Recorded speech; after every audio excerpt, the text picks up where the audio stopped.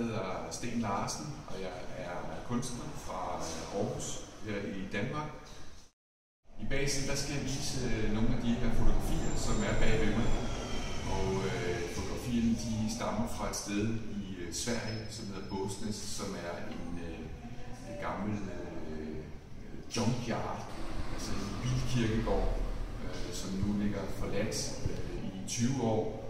Så der står 500 biler ude i en svensk skov, og står der helt alene og fortæller en masse historier om det liv, der er levet i de her biler, dengang de kørte på vejen.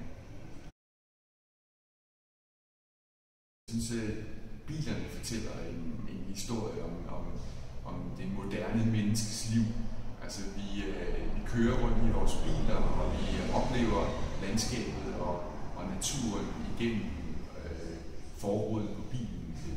Så der er noget road movie over det tema, jeg arbejder med.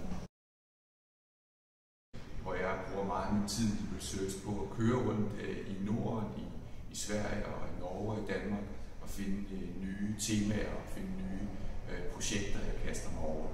Så hvad er undervejs til at stå og se for dig? Det betyder, at jeg er på et evigt roadtrip rundt for at finde nye motiver.